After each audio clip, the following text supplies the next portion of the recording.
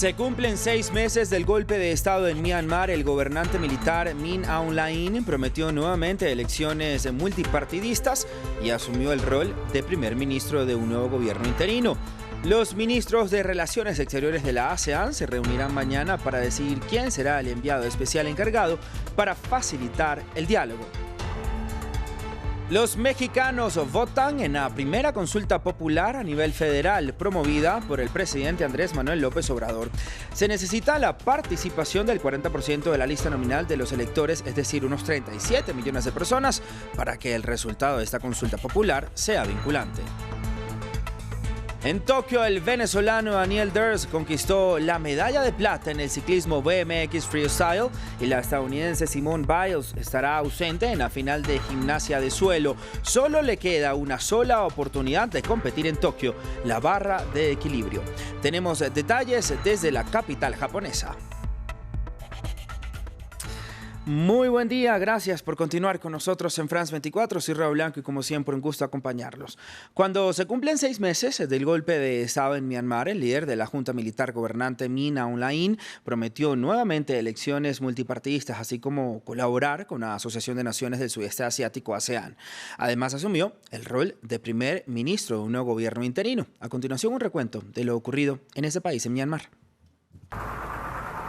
1 de febrero en Myanmar. Los militares salieron a la calle y detuvieron a Aung San Suu Kyi y sus aliados.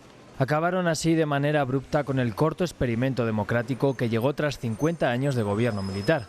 Los militares alegaron fraude en las elecciones de noviembre de 2020 en las que el partido de Suu Kyi, la Liga Nacional por la Democracia, consiguió una amplia victoria. El golpe tuvo un pronto rechazo internacional.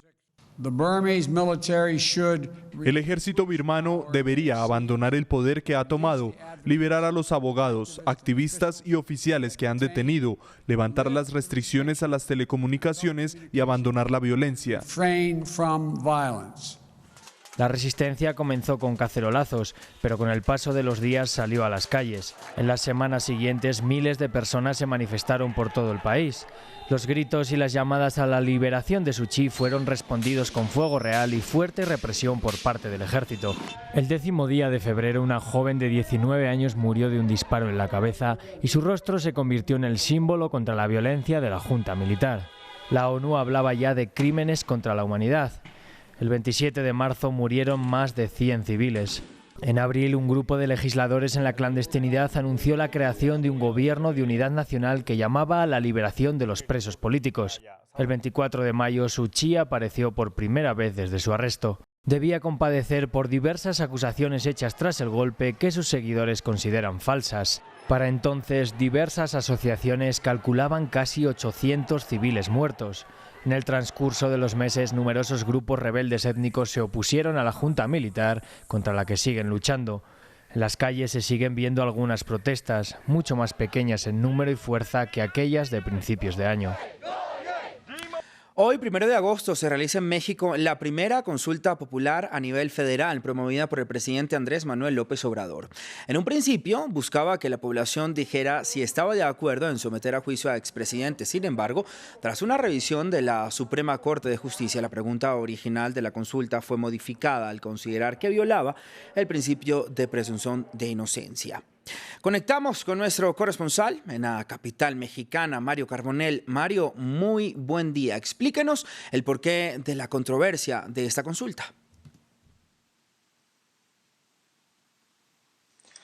Así es, pues como lo has planteado en un inicio, el presidente quería que la gente decidiera si se debe enjuiciar a los expresidentes. Es ahí cuando surgió la controversia, pues los críticos argumentaban que la justicia no se somete a consulta y que la ley se debe aplicar si existen delitos que perseguir independientemente de la opinión de la ciudadanía.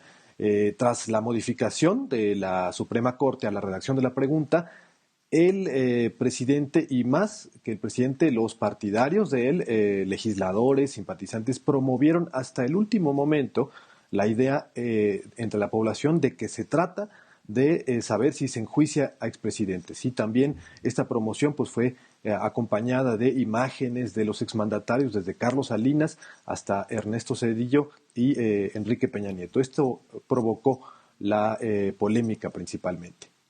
Mario, ¿qué permitiría esta consulta en caso de ser aprobada y qué pasa si es aprobada, pero no con una participación suficiente para que sea vinculante? Definitivamente necesita participar alrededor de 37 millones de mexicanos para que sea vinculante, pero ¿vinculante para quién? El presidente de la Suprema Corte ha aclarado que no derivaría en ningún momento en procesos judiciales, pero sí en la posible creación de comisiones de la verdad. Esto tendría que llevarlas a cabo el Poder Legislativo y el Poder Ejecutivo para pues conocer qué fue lo que ocurrió y aplicar mecanismos de justicia transicional, es decir, reparación del daño y garantías de no repetición. Esto, sin duda, pues es un ejercicio inédito que, independientemente de que sea vinculante o no, ya es algo histórico y el partido del presidente, los legisladores han dicho que llevarán a cabo estas comisiones de la verdad. Mario, gracias por toda la información. Feliz resto de día.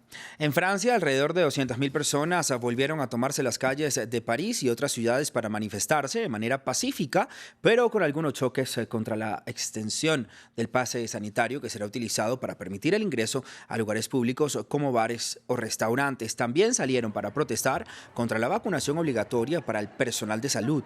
Más manifestaciones similares fueron vistas en otros países en contra de las restricciones por la pandemia de COVID-19, como en Suiza, Italia e Israel. Veamos. Protestas en Tel Aviv en rechazo a las renovadas restricciones. Israel ha vuelto a imponer la obligatoriedad de las máscaras en interiores y una vez más exige su llamado pase verde para todos los lugares con más de 100 personas, ya que la variante Delta, más contagiosa, está impulsando un aumento de casos. Casi el 60% de la población está completamente vacunada, pero aproximadamente 1 millón de israelíes todavía se niegan a recibir la inyección. El pueblo de Israel y el pueblo del mundo tienen su soberanía y ellos son los que deciden si quieren recibir algún tratamiento médico en su cuerpo. Sabemos que en todas partes la gente está marchando. Estamos haciendo lo mismo, estamos unidos.